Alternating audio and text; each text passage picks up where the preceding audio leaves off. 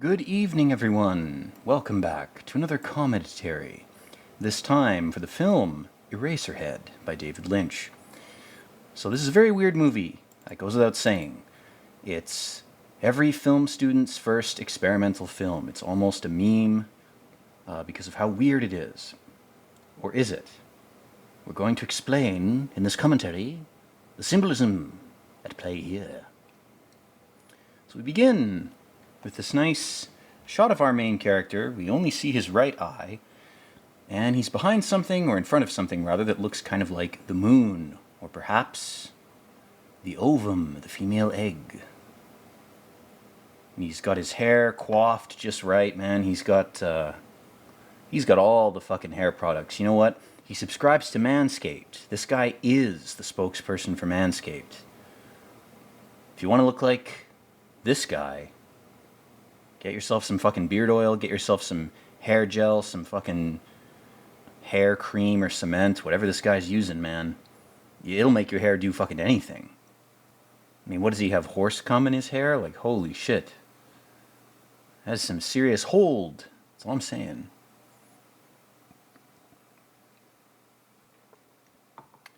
So this movie has a lot of long periods of silence, which is great for me because I like to hear my own voice. So we're just going to go ahead and riff while this movie does its thing visually. It's really great for commentaries. It's almost like it was designed for that.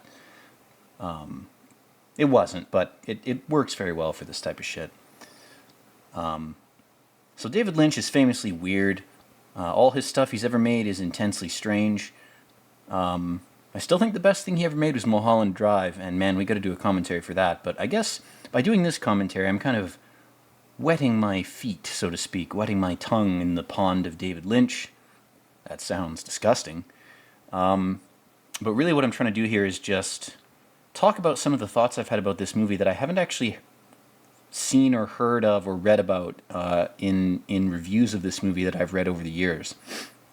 When I was in my undergrad, I took a couple of film courses, and we never watched this movie, but this was a movie I watched during that time, in my early 20s, when I was kind of like, what's the weirdest thing people have made visually that I can see?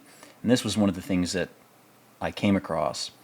On a related note, I recently watched The Elephant Man by David Lynch. Very good.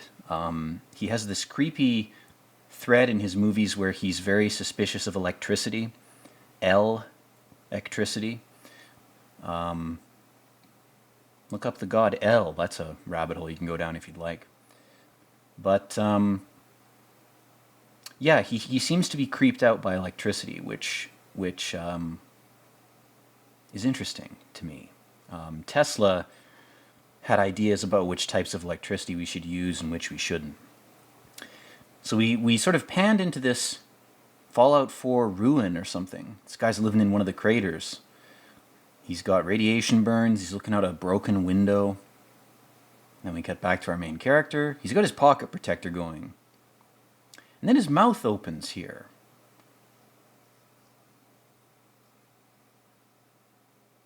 And the guy watching through the window, aka us, the viewers from the post-nuclear age. You know, this radiation burnt guy is kind of representing the viewer, maybe. And a giant sperm comes out of his mouth. This is making me think about the Shining review we did, which is a very risque review to upload. I mean, I was just riffing when I watched that. But I said some crazy shit in that. I rewatched it recently and I was like, fuck. Maybe that was too far. I don't know. Time will tell. But in any case, our main character, he speaks. And a speech sperm comes out of his mouth, and our radiation-burnt Fallout ghoul has some levers in front of it, and he pulls one. And our main character's little speech gamete gets sucked into the system here. He's decided your genetics will go on into the primordial ooze that we're seeing now. A crater filled with mercury, a ethane lake on Titan, some kind of weird science fiction shit. And again, this movie does fall prey, I think, to some of the pretentiousness of abstract student films. There's a lot going on in this that you could interpret as being very overdone. Also, this reminds me of this is a tangent, but the recent album by Radiohead, A Moon-Shaped Pool. There's a silver, gray, black image that Radiohead used for the cover. It looks exactly like the splash that we saw, the couple frames where the fake sperm is splashing into that pool there. Primordial ooze.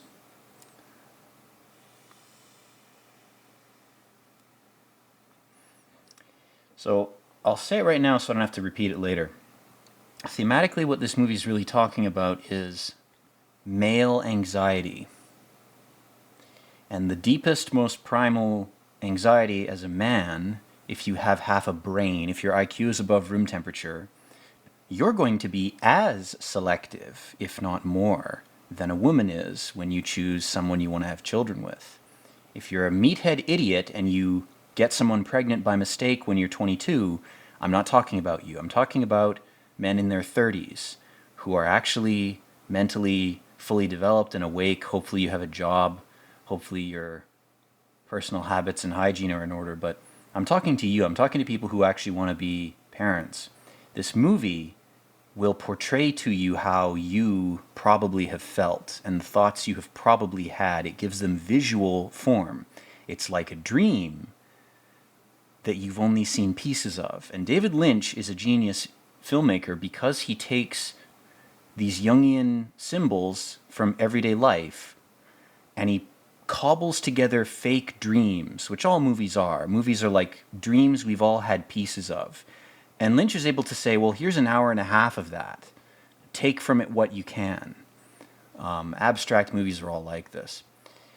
And of course, the environment of this, it's some post-industrial environment. There's lumps of earth everywhere from some kind of mining project. And a scene here that I don't think I've ever seen anybody comment on is he steps in a puddle. Given that this movie is about the male anxiety of the male role in procreation, he just sticks his foot in the mud and has to pull it out. So it's a penetrative thing that happens, right?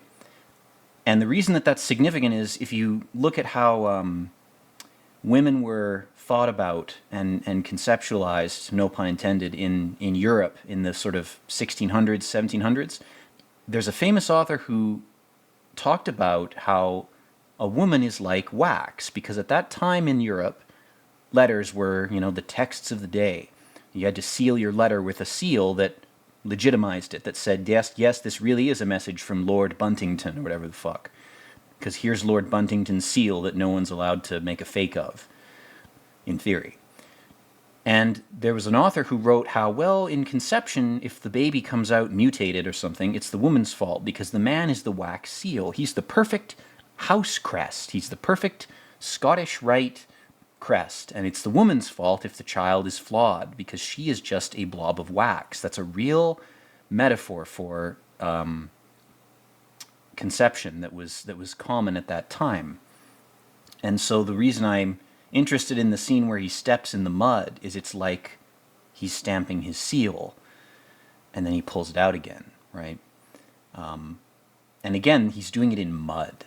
So this movie is about the male anxiety that, all women are whores and they've all got tattoos and piercings and I'll never find my epic trad wife. It's like, I don't want to stamp my foot in the mud, It's that type of very egotistical, very anxiety-serving, fear-worshipping kind of notion about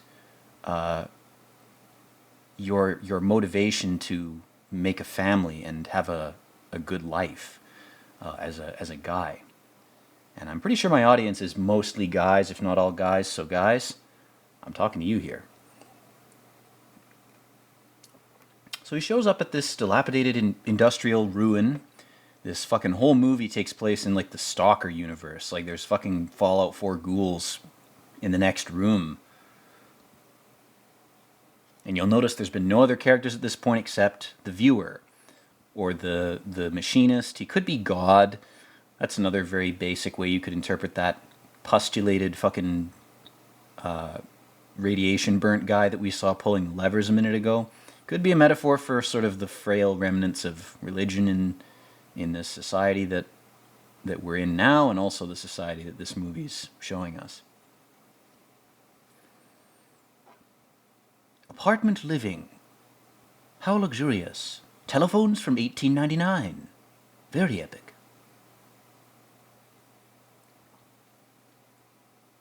Also, using a pocket protector for anything but a fountain pen is retarded.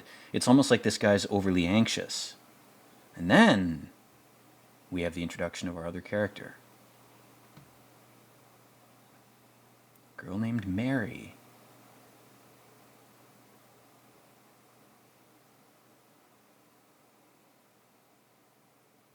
And I'm pretty sure this is David Lynch playing the main character. He just looks different because it's 1977. To my discredit, I'm not entirely sure. I haven't watched this movie in like 10 years. So again, Mary, very obvious choice for a Judeo-Christian Western audience. The girl he's trying to get with is named Mary. This sort of creepy, autistic Jesus clone guy. It's not the second coming that will be the real one. It's the 58th coming. Because we've gone through so many clones at this point, it's almost like cloning is not the way. It's almost like it sucks.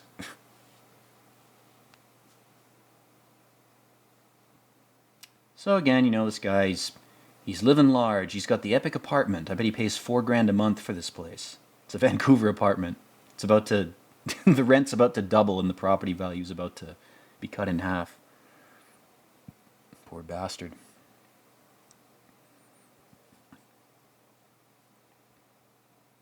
He's bought all his supplies for the week. He's counting calories. Trying to keep the weight off. Got to impress Mary. Got to impress whoever.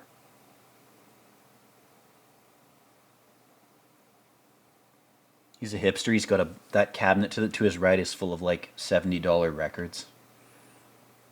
I have nothing against that, man. I mean, you can argue that vinyl has a warm, non-digital sound. I'm not going to disagree with that. It does. And modern vinyls are produced in a way where they don't degrade as fast as the ones that were actually made in the 70s, where if you played the record enough, it would physically like destroy it. And they do eventually get degraded, but they've improved the resilience of the materials, as far as I know. Me, I'm a FLAC guy. Give me a FLAC file any day. I like the crisp, cold, frozen digital sound. It's beautifully brittle to me.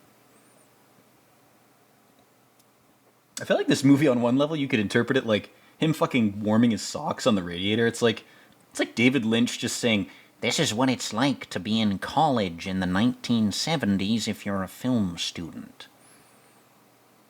I used to warm my socks on the radiator every day." He posts these really wholesome videos, man, on YouTube where he's like, "It's Friday today. Happy Friday, everyone." I'm like, you are a real one, man.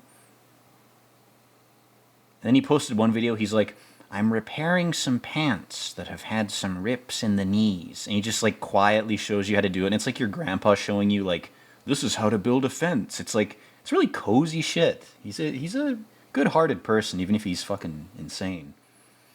Maybe all good-hearted people in times of evil seem insane. Maybe that's the price we have to pay.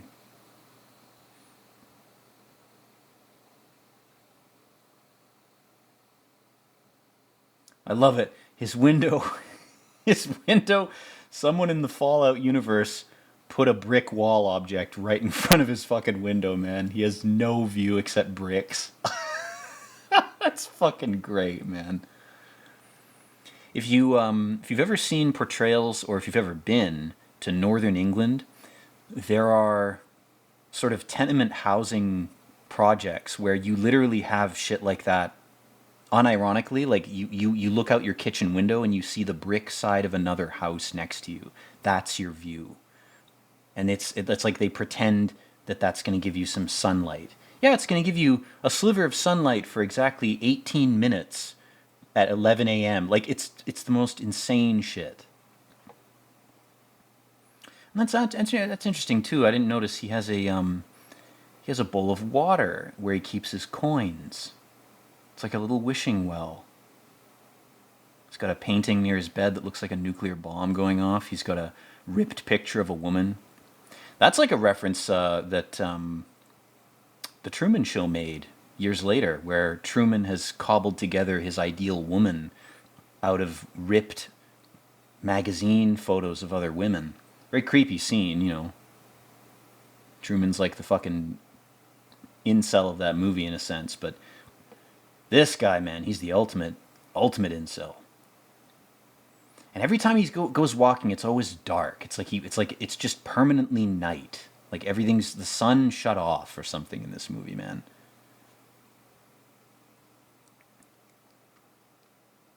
He looks like The Weeknd.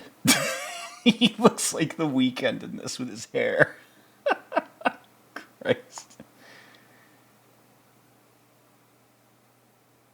He's like, ooh, I'm blinded by the light.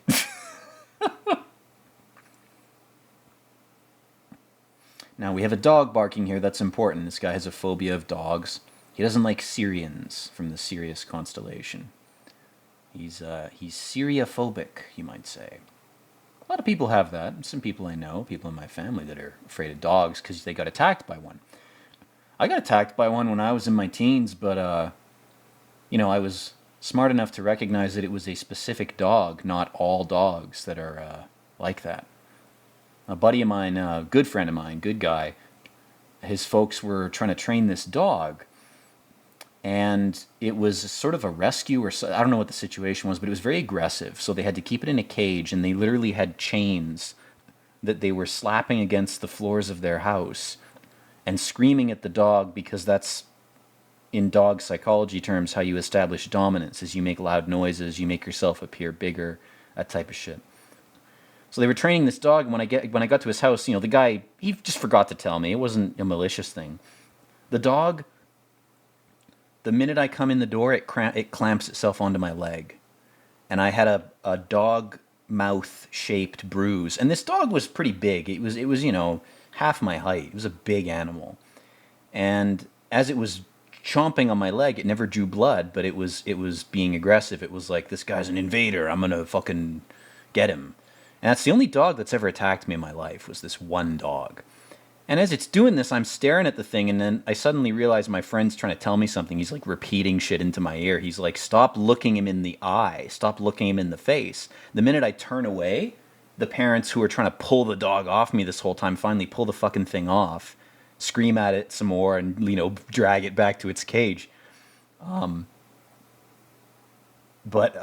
Yeah, I mean, that didn't affect my personal opinion or emotions about dogs. I've never been averse to them, but people are.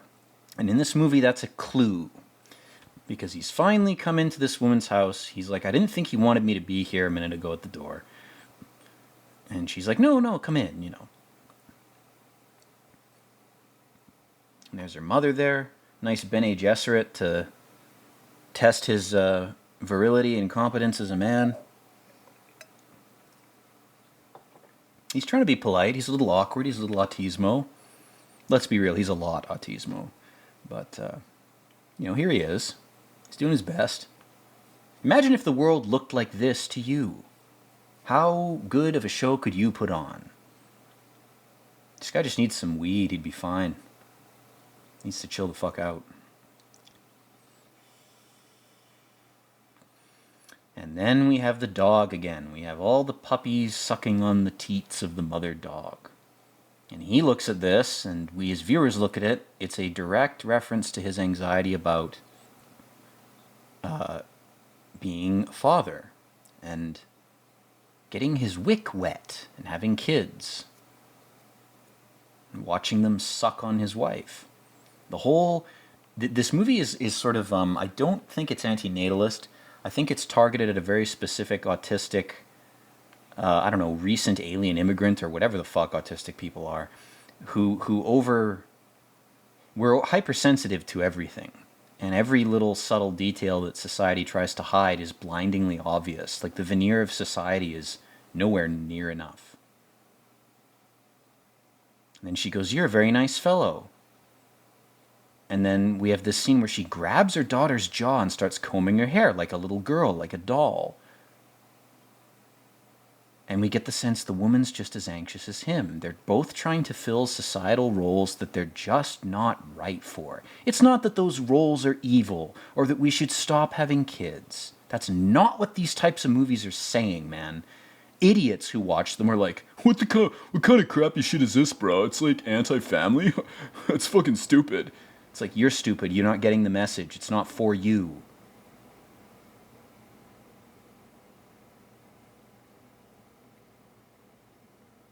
This movie is how it feels to come to this reality for the first time. You're like, what the fuck is this? This is what I'm supposed to do here? This is insane. I've been a machine elf for 50 million years, and then I come here and it's like, what the fuck is this creepy shit? This is like hell.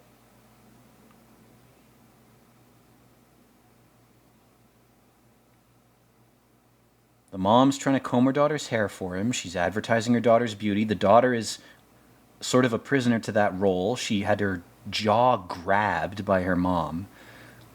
The dad is trying to advertise to the potential boyfriend, husband guy, look at me, I'm a hardworking man too. I work hard. I'm virile. My daughter's virile. Don't worry. They're all hyper anxious about this basic biological reality, because society's illusions have failed to mitigate its weight for them. They're all fucking autistic. They're all hypersensitive people. This whole movie is about that. And I don't think I've ever... I mean, if someone's ever talked about this, you know, I'm sure someone's talked about the coital imagery with the dogs. But the fact that this movie is sort of stripping away all the veneers of happiness and perfection and comfort that cover this up, and it's doing so in such a way that it's speaking to a certain type of personality, a certain type of viewer.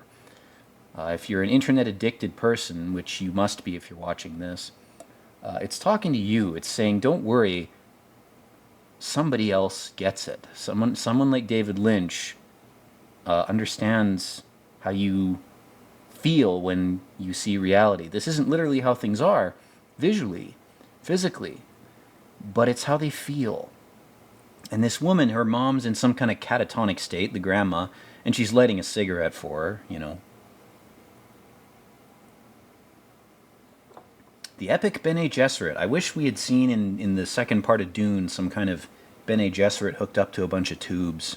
Give them some weakness, some mortality. Don't make them the masters of reality forever. That's stupid. Paul shows lots of weakness. Chani does. You read those books, those characters make all sorts of mistakes. That's what makes them human. That's what makes the story interesting, is they fuck up. If your character does everything right, then yeah, they are a Mary Sue or a Gary Stu or whatever the fuck. I prefer the term bad character or badly written character. Anyway.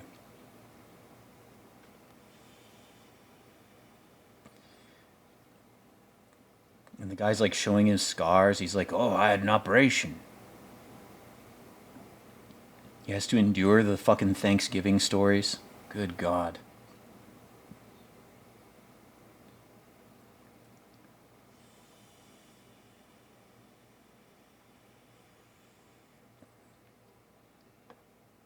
He's like, my left arm is numb.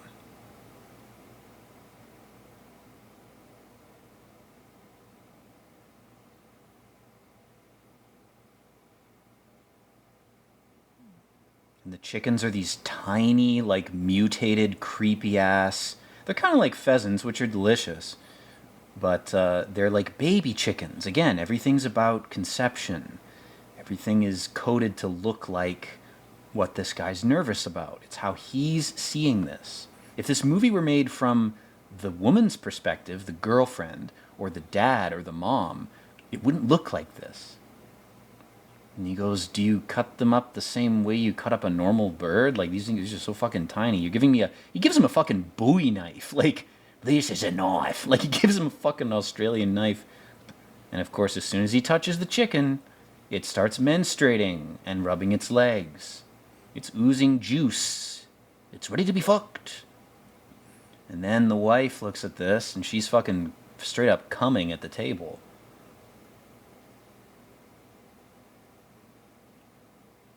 Again, I don't think that this movie creepifying normal family rituals and stuff is meant to demoralize people. This movie is just not for you if you see it that way. It's a movie that is made for a certain type of misfit person to appreciate. And there's lots of us, man. Then she gets sort of disgusted and ashamed, runs out of the room. Oh, she'll be alright once she wipes herself down, yeah.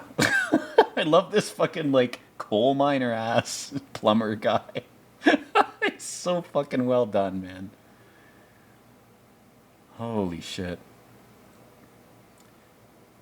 Like, the level of, like, it's social pressure, really, and the degree to which sensitive people feel it is be like trying to see, like, a dinner like this for this guy, for a normal person, would be the equivalent of, like, speaking at the UN. Like, you're supposed to speak at the UN naked, and you're supposed to talk about Benghazi or, I don't know, fucking the Middle East, and you're supposed to just, you have no time to prepare a script. It's like a bad dream.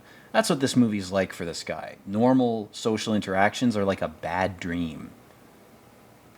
I don't know much of anything. It's just this awkward silences, man. This movie is like distilled awkwardness. God, it's so fucking good. Like, there are people who feel like this who are normal people who have to take all sorts of drugs just to walk down the street. And we didn't choose this, man. We're not freaks. We're just fucking impaired. You know? Sue us. This is the reality a lot of us live.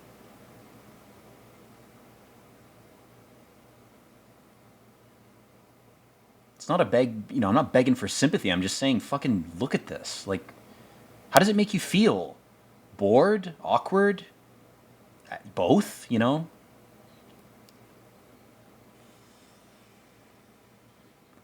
The dad's creepy smile. God damn. Lynch does creepy smiles better than anybody, man. The artificiality of it, the forced nature. I'd rather have a dad yell at me and like, my daughter's with you, you're a fucking wimp. And I'd be like, yeah, man, you got a problem, kick me out of your house, you know? It's the dishonesty of it that's creepy. It's the facade. It's so goddamn greasy, man.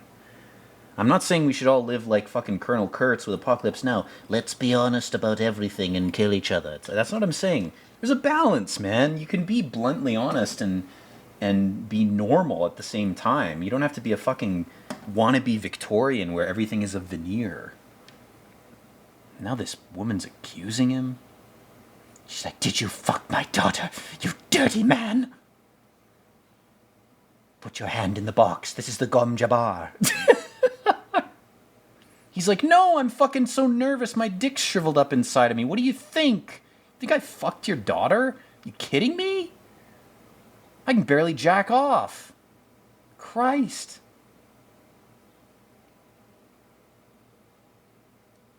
And he's like, I love her. I'm in love with her, but I haven't fucked her.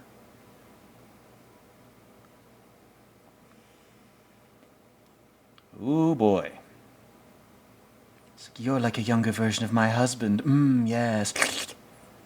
You're genetically similar, so I'm attracted to you too. But I have to hide this attraction. Blah, blah, blah. Again, to him, that question is such a fucking invasion. And it wouldn't be asked this bluntly in normal society. It would be asked subtly. It would be like, oh, so you two have been together a while. There would be some bullshit, fake, linguistic smokescreen, like a squid ink puff, that would disguise the real question. We've all been there, man. We've all been to our girlfriend's fucking family's place, and they ask you a question. You know what they're really saying. And turns out they did fuck. He's bleeding from his nose. He's telling her the truth. The truth has come out.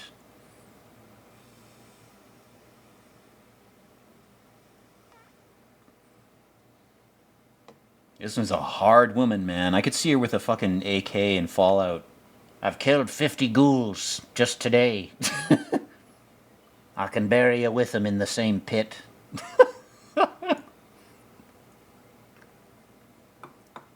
I love that she's framed by a black pipe, too. There's like this black metallic picture frame in front of her. It's so fucking good, man. He goes, "Don't you want to eat our chicken fetuses? They're getting cold." "No, well, I'll just sit here and rot." Fuck, man.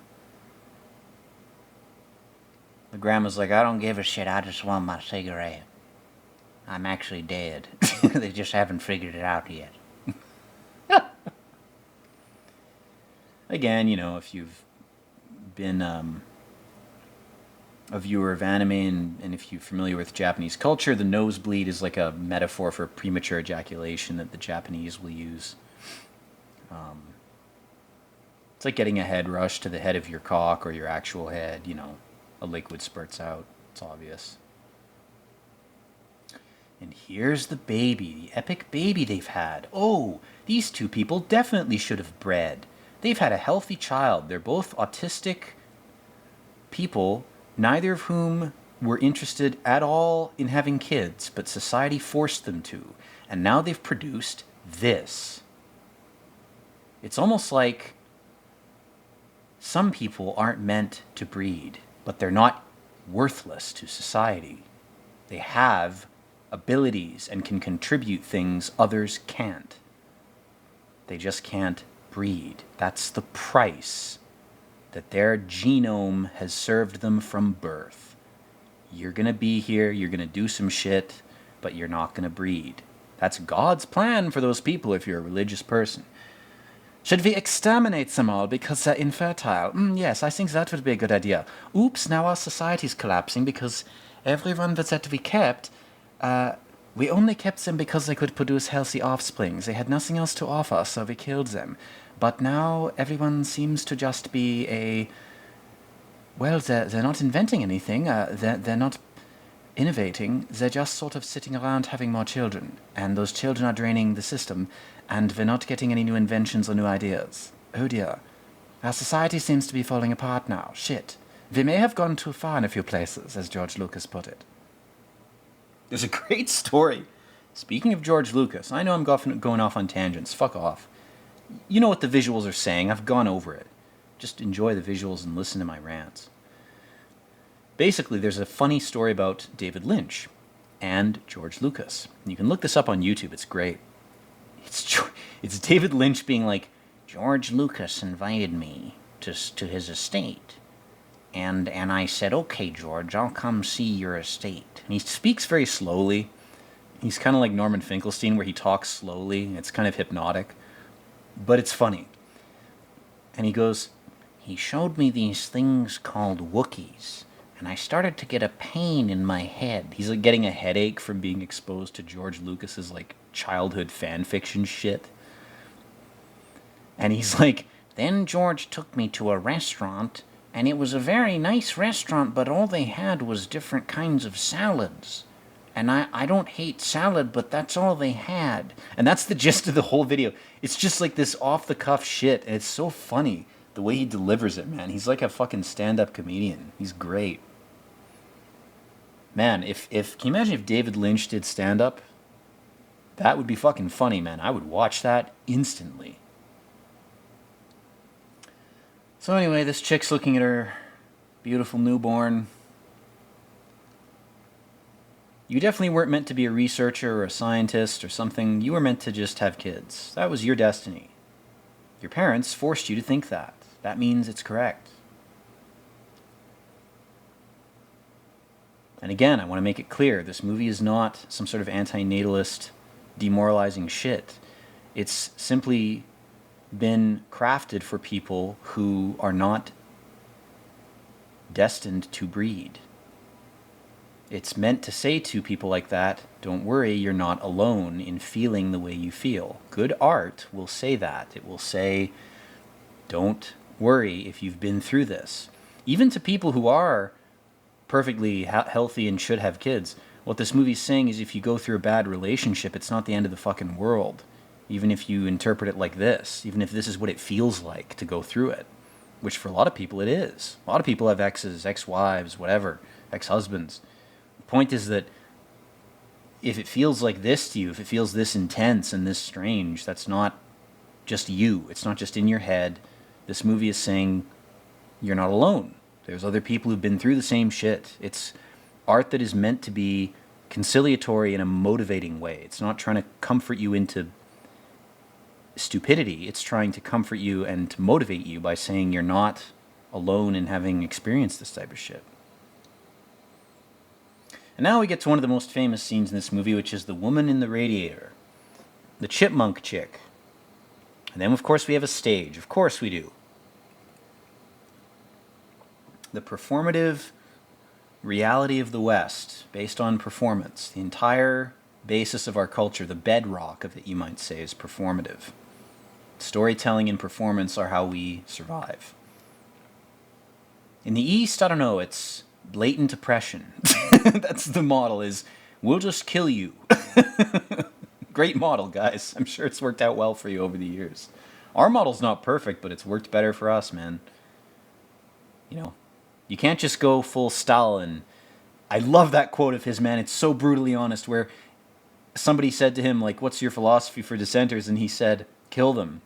And the line he says afterwards is amazing. He goes, killing a man, I think this is from one of his journals. He says, killing a man is the best solution to any problem. And then he says, no man, no problem.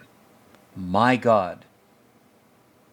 Eastern philosophy in a nutshell. No man, no problem. It's the same with Buddhism. Just pretend you don't exist. Destroy your ego completely. Be completely self-negating. No self, no problem. No ego, no problem. The problem with that is you end up sitting in a monastery eating gruel and not having kids. And if your whole society does that, you're fucked. The inverse of that in the West is if you end up a gay Broadway performer, and if everybody becomes that, you also have no kids and you end up dancing on a stage wearing clown masks, and your society also falls apart. It's almost like a happy medium is the truth. It's almost like a fusion of East and West, a middle path, a third eye, whatever the fuck you want to call it, is the truth. But even that's not for everybody. That's what this movie's saying, is some people are destined to be on the fringes. Comedians, certain actors, whatever your profession is, if you have a personality and a genetic loadout, if your character was predetermined for you before you were born, which is the case for most, if not maybe all of us, then you just gotta deal with it. You gotta adapt. God, I love this shit, man. The flower pot object on his left, to the left of the bed, it's mostly dirt with a dead tree. We call family trees. This one is dead. What does that tell you?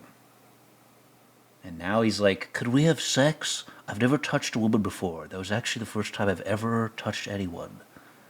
He's so nervous, man. He's having fucking heart palpitations. He's like, the implications of this, I understand them. I feel them 100 times more than you do. Again, it's like, for this guy, sex is like standing up in front of the UN and giving a speech, improv, about a topic you have no knowledge of while you're naked. That's what it is for this guy. That's how intense the fear is for this guy. And you don't have to have been abused for that to be your thing, you know? And maybe there's no drug that'll help you. Maybe that's just how it is.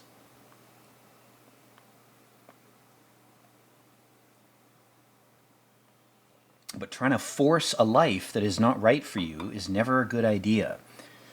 You know, let's pretend it's not about procreation. What if it's like you find some guy who's a plumber and you're like, you're now going to fly planes. We're going to make you be a pilot. Society has decided that you specifically need to be a pilot, and we're going to force you to take flight lessons. Like, it's the communist bullshit idea of we'll just force people into certain roles based on what we need collectively. That never works, man. I'd rather be on the other end of the spectrum, be an ANCAP, because they're just as stupid, but at least they're right in that sense, in that people need to have self-determined lives. You can't expect to create any sort of society that forces people to do things that society needs them to do and expect those people to be happy. They're going to be miserable.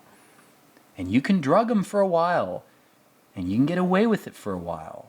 But those drugs have side effects, they wear off, and people's genetic destiny, their purpose, doesn't die until they do. And you can't just kill them like Stalin did. You can't just kill anybody who doesn't fit in. Good luck with that strategy, man.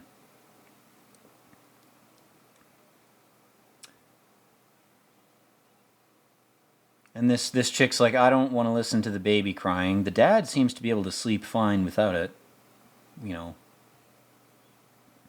And it's because he doesn't have her maternal instinct. She's more attuned to the suffering of this abomination they've created, so she's like, I have to leave.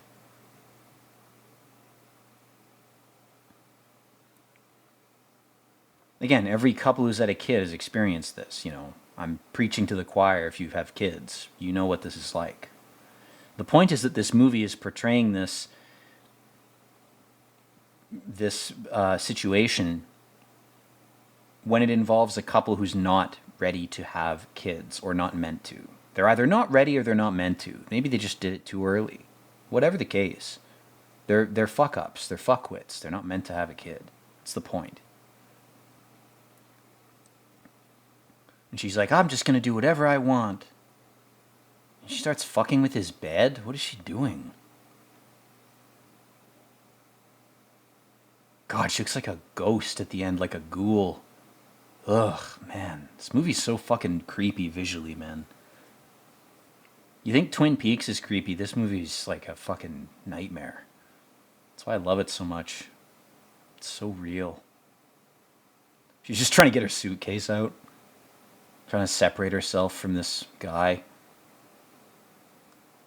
The guy's not bothered by the crying. He can sleep just fine.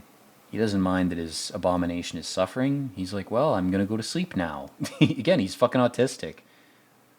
It's like, I will now sleep. Entering sleep mode. Entering sleep mode. My name is David Lynch. More sleep. You need to sleep more. Without good sleep, you can't be a good director of weird films. Oh, and here we have his neighbor again, this very luscious-looking woman, this sort of temptress. Is she going to come to him during his time of solitude and loneliness? Perhaps it will benefit him. Or perhaps it won't.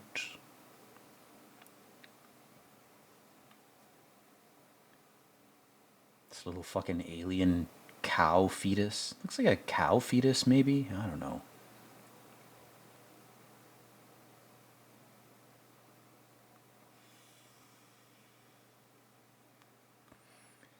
Again, barren family tree. This guy was not meant to breed.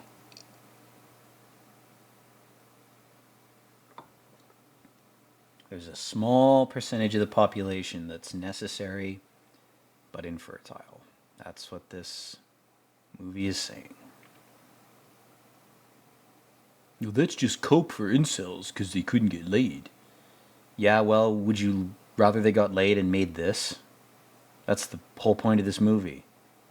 If you just want more people at any cost, if you want every single human being to have a child, you're going to end up with a lot of these, man. Whether your environment is as irradiated and polluted as ours is, or whether it's perfect. Even in a perfect environment, genetic mutation is a thing. You're gonna end up with babies like this. That's just reality, man. It's just where we live. And it might be that certain people recognize that. They look at their family, they look at their genetic history. If they have a history of very serious disorders, mental or physical, they might make the decision not to breed, and that might be a good decision for everybody. It might be a logical decision, as much as it is emotional. But these characters did not make that decision. Now, as soon as he puts the thermometer into his mouth, it's like, what, did you shove the thermometer up your ass first, you idiot? What the fuck? You didn't sanitize it? He didn't. What a dumbass. So not only is this thing mutated, it's now got like smallpox or something. And he's like, oh great, now I gotta try to treat you. You got parasites or something. What the fuck? You're already an abomination, now you're infected with parasites. You're living life on ultra difficult mode. Getting up in the morning is a daily achievement for you. And again, you know, this movie, you can call it misogynistic if you want. The woman left because she couldn't stand the crying. This guy, he's autistic, but he understands, okay, well, I'll set up a humidifier, I'll sit next to this thing, I'll treat it like a meat machine, I'll try to fix it, I'll try to help it. Good man. Good use of your instincts, my coiffed-haired friend. Ah, yes, the epic brick wall. I'm sure that's motivating in your time of distress, to look at bricks. She's like, the masons built a very nice brick wall right next to me. I sure do love looking at it. Aren't they great? Brick walls will save the world. Building things will save the world. I built a cool building. That's enough to save the world.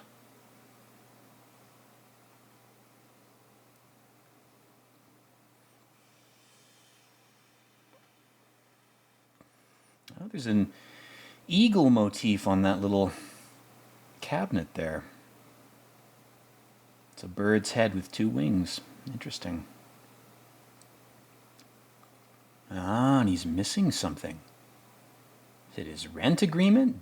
Deed to his house? We don't know. He's got some paper that's missing. He's got to go to work. He's got to check on it.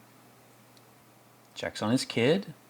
Says, okay, well, I've done all I can do. Oh, as soon as he leaves.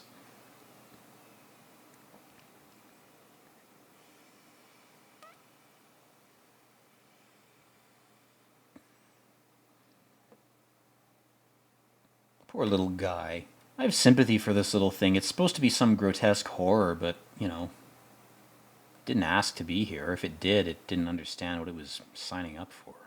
Fuck's sake. I gotta say, this is reminding me I was born premature myself and had to be in a scientific box for a couple weeks. So I had jaundice. Weird way to enter the world. You know, you're barely perceptive at that point. I don't think it was traumatic to me. You know, I don't remember it, obviously. But weird way to come into the world, you know. You come out of your mom and they put you right into a machine immediately. You know, saved my life. I'm here ranting to you because of that wonderful technology. But it's a lot like this situation. Some scientist or doctor had to be this guy and look at me while my parents waited in another room for several days. While I was, you know, basically in an equivalent state to this.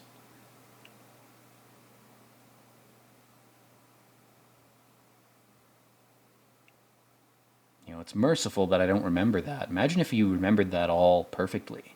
What would that do to you? Luckily, I don't have a photographic memory. That would be real hell. I have a good memory, but not photographic, man. You gotta give up a lot for that demonic bargain. You gotta be in a mental institution. If you remember everything you see perfectly, forgetting things is merciful, man. The mercy of forgetting. Oh God, the close-up of the baby's eye. Oof.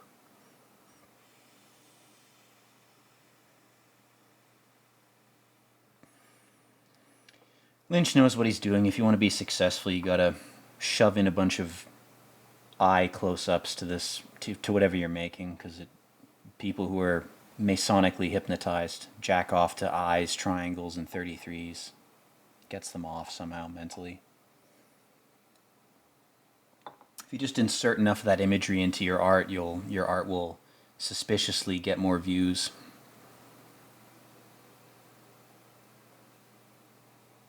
It's a network of symbols if you just participate in it, even if you don't give a shit about it, if you know it's bullshit. If you just participate, in a way, you're slightly worshipping them. That's the cost, is you've altered something you've made for somebody else. Maybe you shouldn't do that, ever. Maybe you should make your own network of symbols. Personally, I think that's better. Make up your own symbols. Make your own network. Gather your own thralls.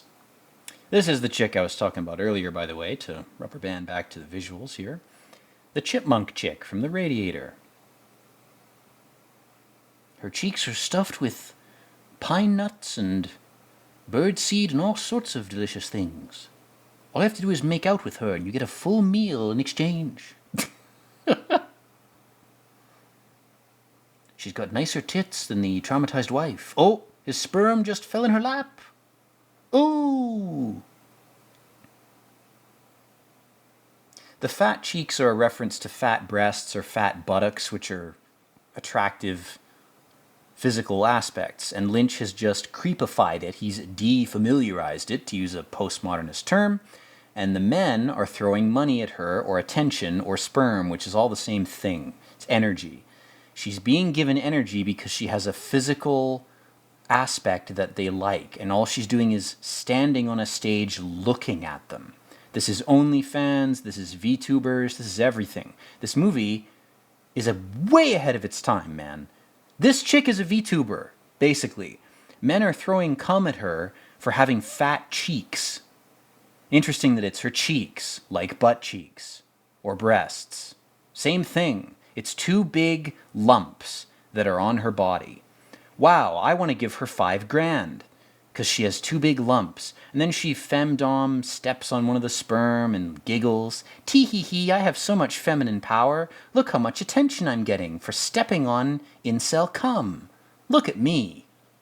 Ooh, it's squirting everywhere. Haha, Illuminati checkerboard floor. What's that? That's nothing. Don't pay any attention to it. It's not eugenics being practiced through symbology. That's not what it is. Just ignore it. I'm now going to fade into the dark. I'm logging off. My stream is over. It's a 45-year-old guy with a Japanese anime fucking coating on his face when he streams. Fuck's sake, man. This movie's so cooked. It's so nuts. He's sleeping next to his nice cow patty tree. Psilocybin mushrooms do grow on cow patties. That's the one good thing about cow patties, is they grow psychedelic mushrooms. This chick's grinding her teeth in her sleep. She's anxious. It's a sign of anxiety.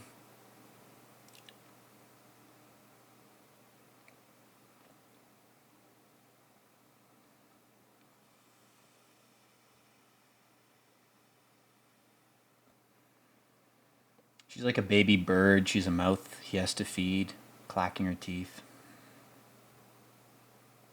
God, he can hear the squeaking of her rubbing her eyes. Holy fuck, that's like negative ASMR. God.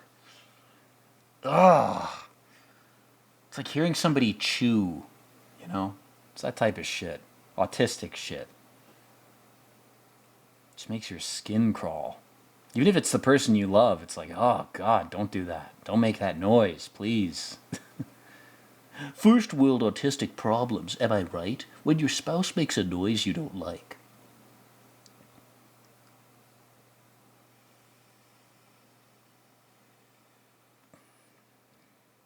And what does he find? Another guy's cum. A full-grown fucking sperm. She's been cheating on you. My God. She's been fucking Nephilim, giants. Their sperm are that big. Pulls it out of her. Oh, God. Imagine if sperm were that big. Christ. That's so fucked up.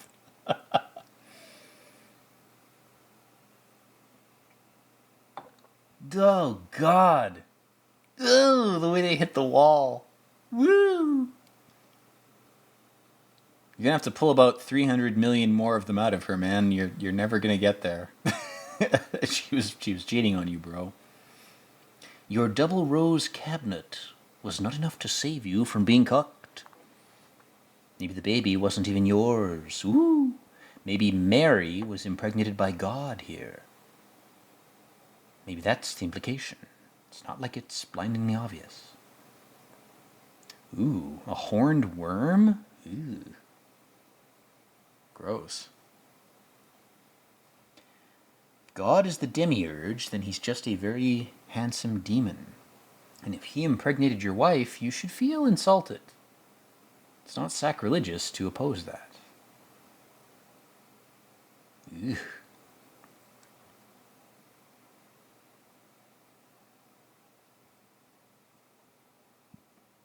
This worm getting bigger and bigger. Guys, this is Dune Part 3.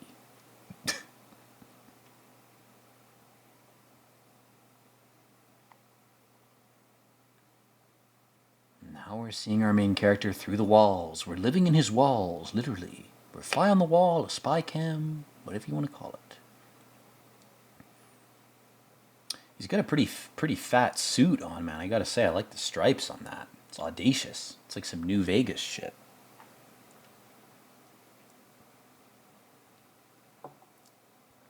And just like David Lynch in that video, he's repairing a hole in his pants.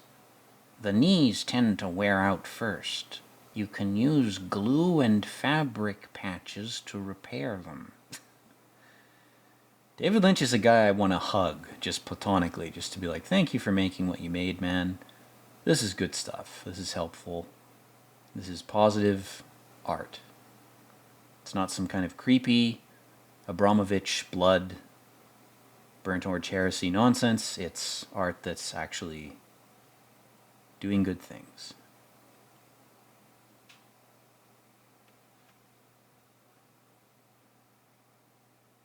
Ooh, what could be behind door number 1?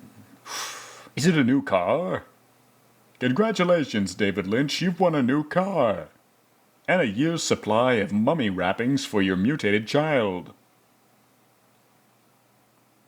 Oops, I'm just kidding. You've won nothing but the void. Enjoy eternal damnation. Oh God, her face. It's Satan, run away.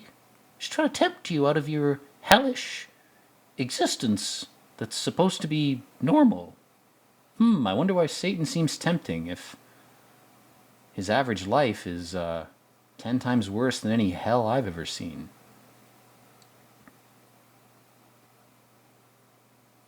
It's like I locked myself out.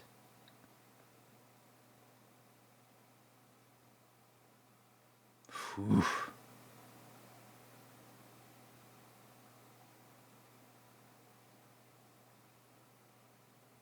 But she's just a hoe. She's just visually pleasing. There's nothing beneath the facade. It's just emptiness.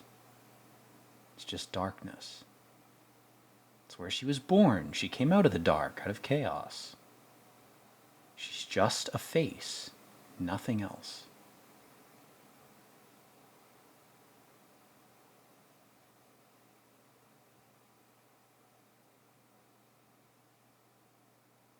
The door sort of floats closed behind her. She's got Blade Runner hair. She's got that beautiful black blonde curly hair. Sigourney Weaver hair.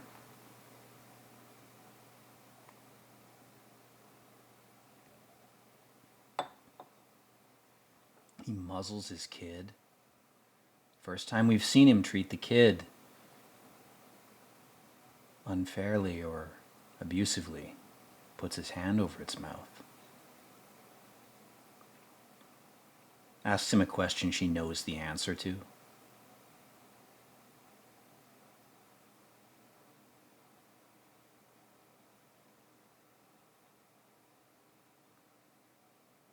This guy's so dopey, man.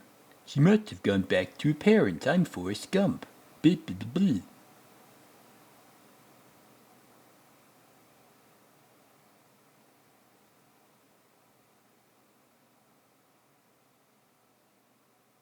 God, This scene is so fucking creepy, man. That's why Mulholland Drive is good, is there's a lot of scenes like this.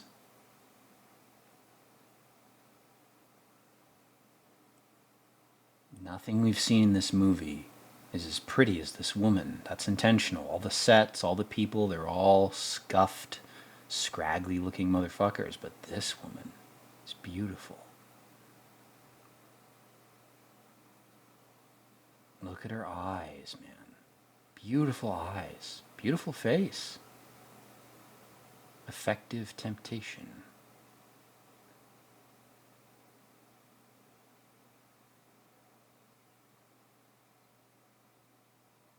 God, she's trying to hypnotize him. She's a vampire, bro. She's trying to make you her thrall. Don't give in. Don't do it.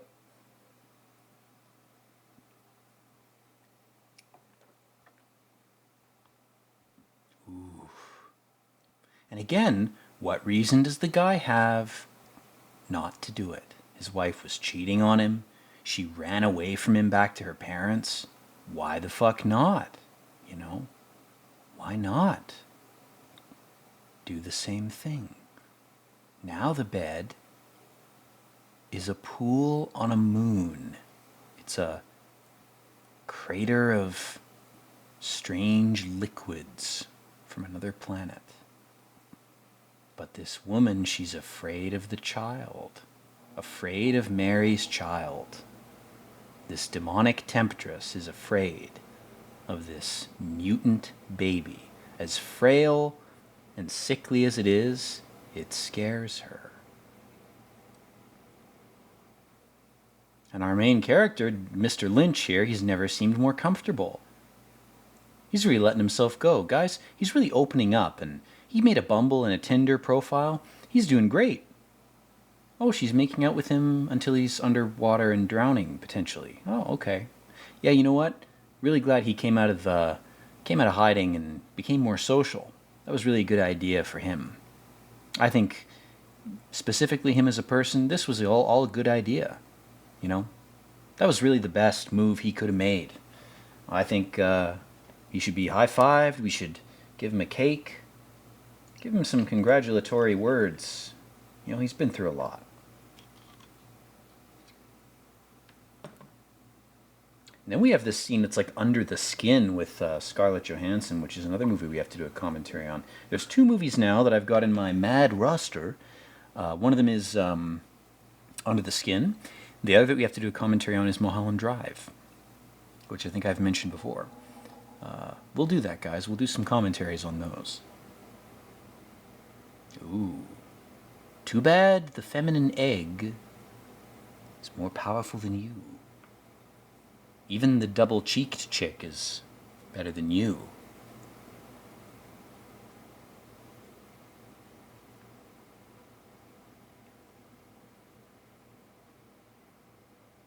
Oh, she's singing about heaven.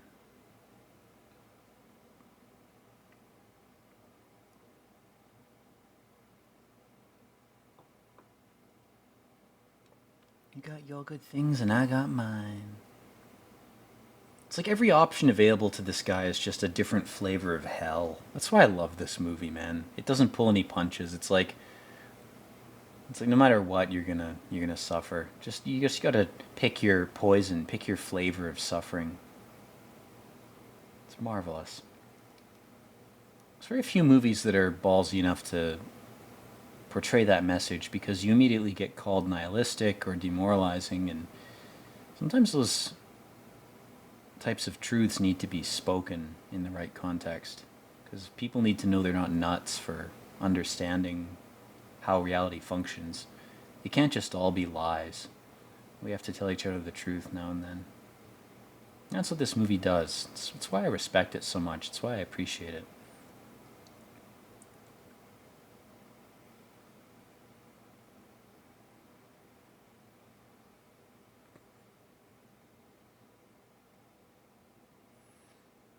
Ooh, she lost some subscribers to her OnlyFans, guys. They're not throwing jizz up on the stage like they were before.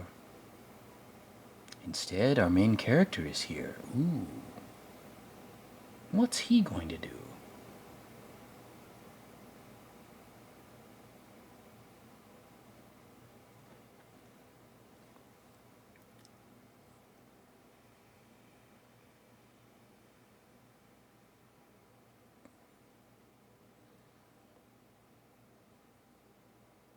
She's clasped her hands in prayer. Oh. She's gonna blow him a kiss? What's she doing? Oh. It's like, don't you want to stick it between my cheeks? Whoa! You've been lynched. David lynched. Oh, the bright light again. All she did was touch her. All he did was touch her. Oh, she's gone now. The temptress, the whore, the woman who just is two cheeks and nothing else. That's her only redeeming quality. A pretty face and two cheeks, represented by two different actors in this. And then we see our god, viewer, ghoul, Fallout type guy. All the sperm get blown away over the Masonic checkerboard. There's weird noises all over the place. What the fuck's happening? What have I done? My god! I dared to be myself. Now they're wheeling out some kind of dead... It's another dead family tree.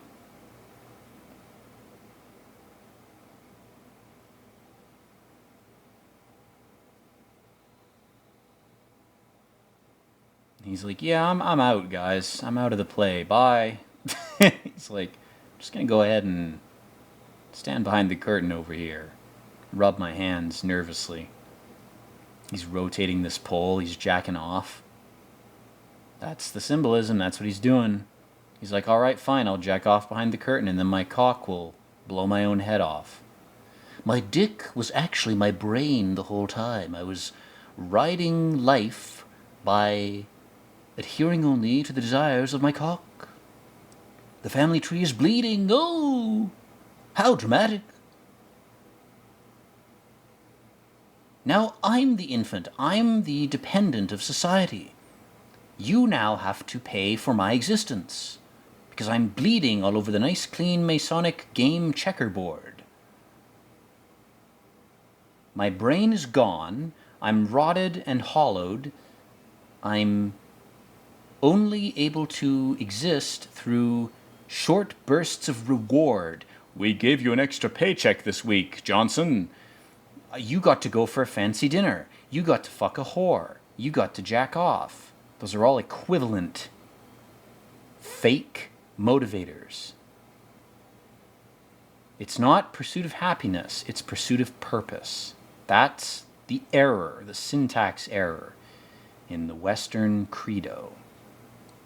And this guy's head straight up drowns in the dead family tree's gross, rotting blood, falls on the ground, and his head cap falls off. And then, all of a sudden, we cut to this prisoner guy, this sort of Holocaust-looking dude.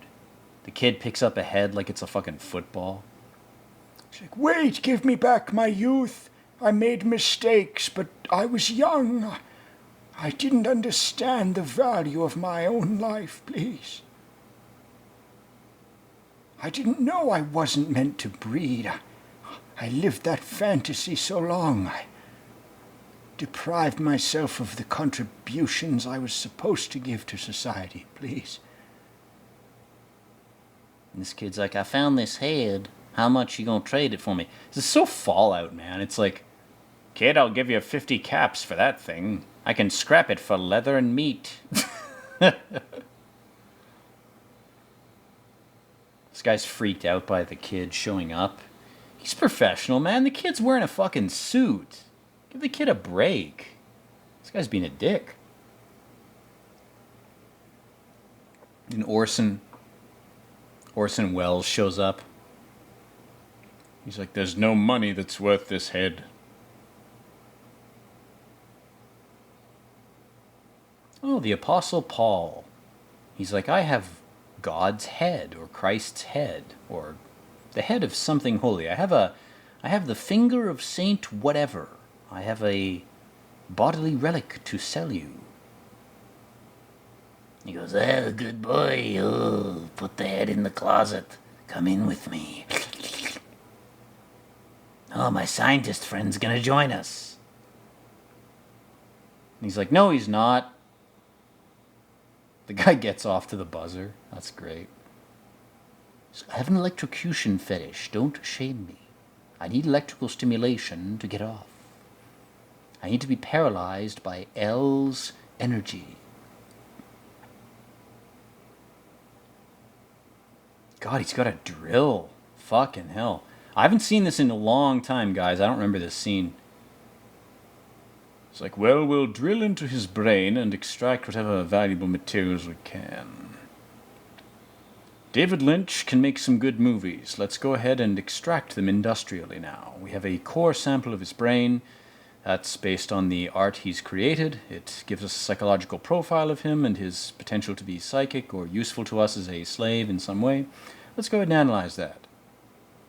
This scene is like a scene from fucking Antiviral. Shows you how much Cronenberg and his son owe Lynch in terms of directorial balls, like just being able to be this weird. What the fuck? Oh, he's got all sorts of other little cigarettes. Okay. Tobacco is a nootropic, meaning it causes blood to flood into your brain. It makes you think, which doesn't make you smarter, it doesn't make you more awake, but it does stimulate you in the same way caffeine does. Oh, and they're pencils. They looked like cigarettes, but they're actually pencils. Holy shit, that's even worse. He's talking about writing, he's talking about language, the ability to reproduce your experience in an industrial way, to sell a story to a bunch of people, to replicate your emotions and your intellectual writhings for other people. That's very fucked up, man. God damn.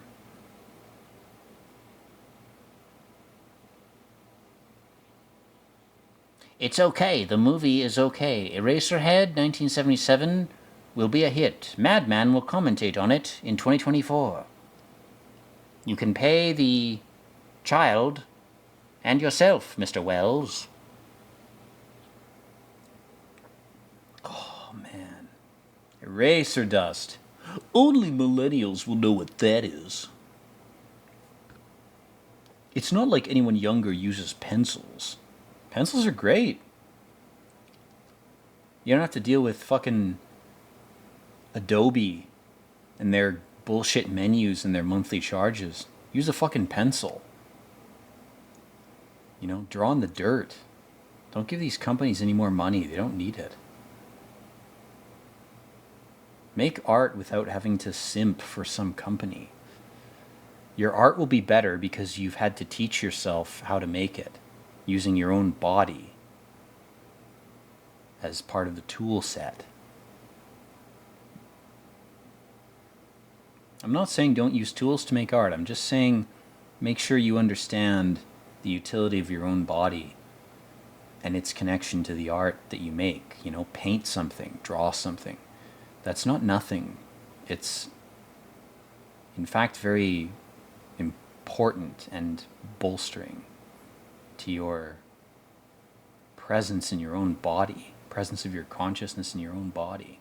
You got to prove to yourself that your body can make things that satisfy your consciousness. If you don't do that, you'll go nuts. It doesn't matter if you're a plumber or a mathematician or an artist. You got to produce things that satisfy the connection or the idea of the connection between you and your body. If you don't do that, you will rot. You will go nuts.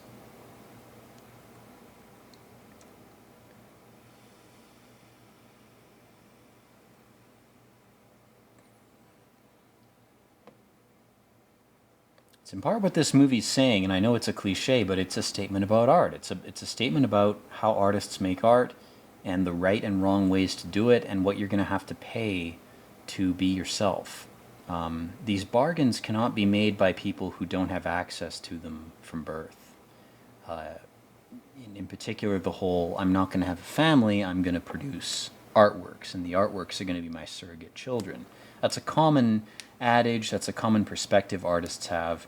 Some of it is cope for artists who were unable or unwilling to find partners, and other instances of that phenomena are not cope. They are simply a person going, I know who I am, and I know that what I'm going to produce is not going to be a biological child. Here we have his kid laughing at him. Let's rubber band back to the show for a sec here.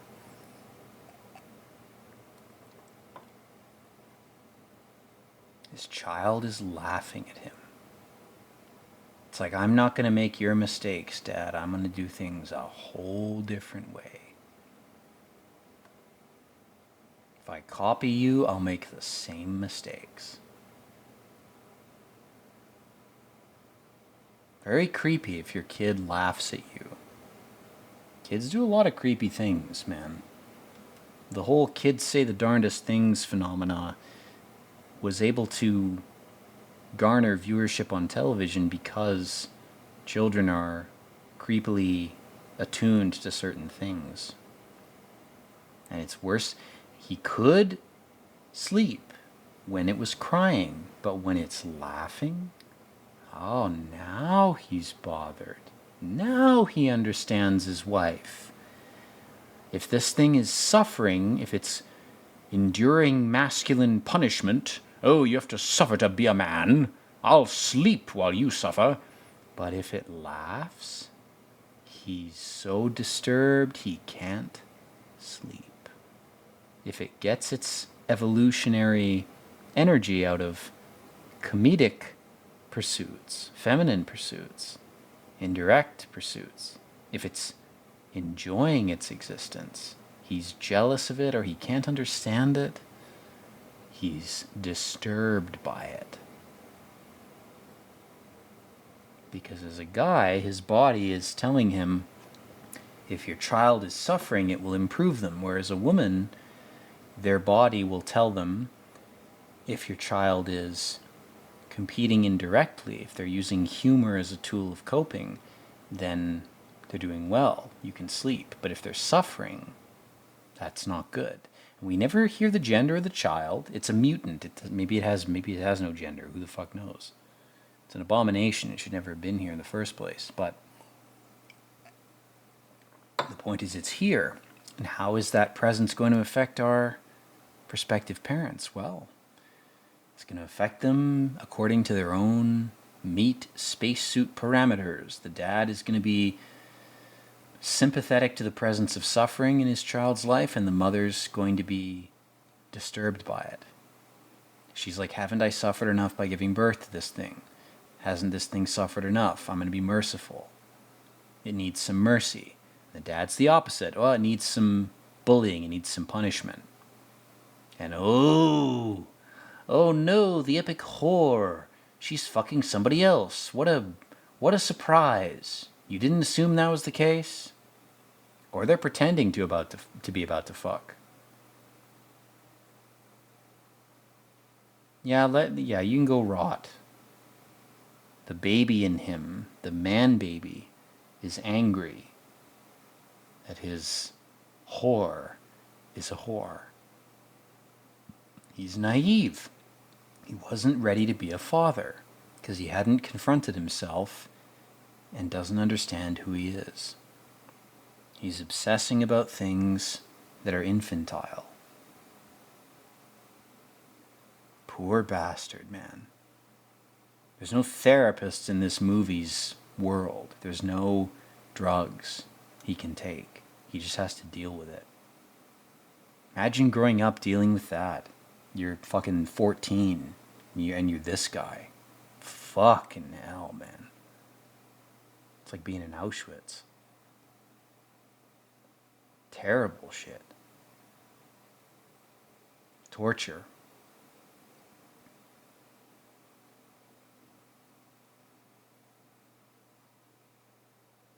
Oh, God. Now he's angry at his child. Oh, boy. One of the quickest paths to hell, being angry at your own child. Expressing anger to your own creation. You made it, man. Good God, he pulls out a knife. I fucking hell, I don't remember any of this. Yee. Is it a pair of scissors? What is that? Give yourself a haircut, man. You need it more than the kid needs any interaction with that object.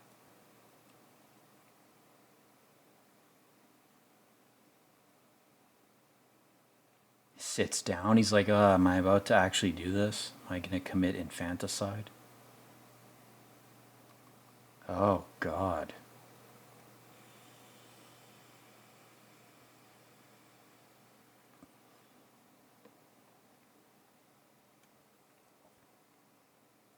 Ooh.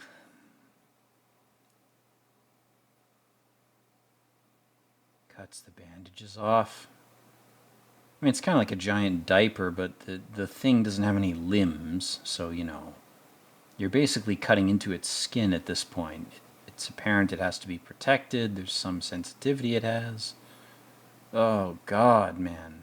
Fucking hell, this is hard to watch. Ew. God damn it. Jesus Christ. Fuck.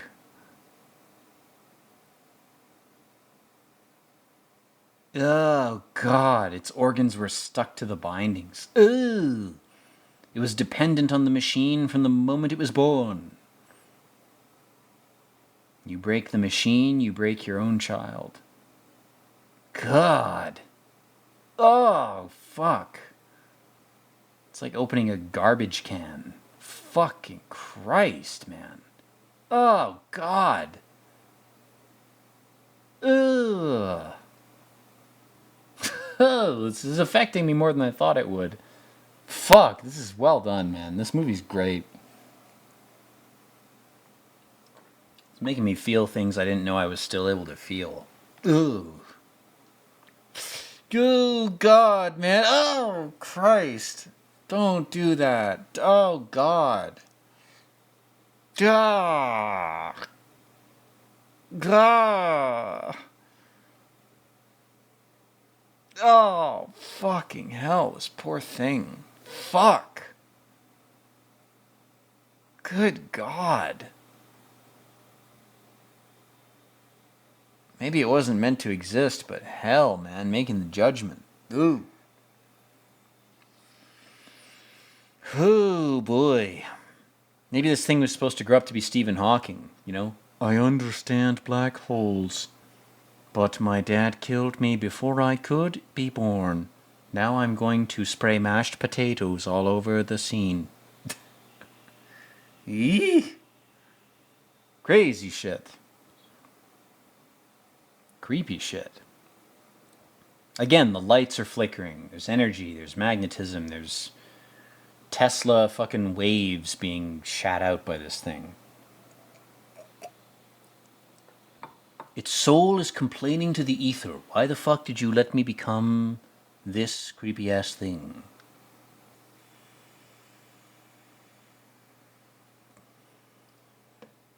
Now it's looking like a sperm. It's detaching himself. It's like, well, detaching itself from its body. It's like, okay, we need another generation to finish the idyllic Jesus clone. I'm sure that'll help. I'm sure that hasn't been argued before. I'm sure that hasn't been the case. Yeah, just give another generation. I'm sure it'll be fine. The Bene Gesserit are totally right. They're not just scamming you to justify their power and their presence in your royal order. I'm sure they have a breeding plan that's foolproof. I'm sure it's not just all a bunch of horse shit. It's not just another illusion. In a society of illusion, you know what? I think they're telling the truth. If we just keep interbreeding, we're going to create the new Jesus. We're going to create a new clone. We're going to create a new Messiah. Just keep interbreeding. It totally doesn't justify our presence in your society, and that's its only role. That's not the case. It's actually an epic, mind virus, religious, mystical, illogical reason. Just look at electricity. Look how bright it is. Ooh, look at these lights. You're like a moth. Look at these lights. Don't you want to flap around them forever? Don't you want to be a slave to illusion for your entire life? That's definitely better than being a slave to the truth. The truth is you're killing cows in the jungle. Ooga booga, what an ape. That's definitely the sum of the truth. Reality is eternal illusion. That sounds a bit sus to me, guys. Sounds like the residents of Plato's cave trying to rape you mentally. Sounds like that's what this character, our main character, is realizing. He's waking up. The egg is cracked open, and now he's floating inside. And what will he see? Ooh. A rotting god pulling on glitching levers, trying to guide humanity. He's killing himself trying to guide us. We're so resistant to it. And then, oh, it's false heaven. Hello, I'm butt cheek face. I'm going to hug you now. What a good boy. You killed your own child. You sacrificed it to the Hollywood, Harvey Weinstein, Jeffrey Epstein, St. James Island cult. Good boy. What a good boy you are. My cheeks can sit on you for eternity. Oh. And that's the end. What a funny ending, guys. My God. What an insane movie that means nothing.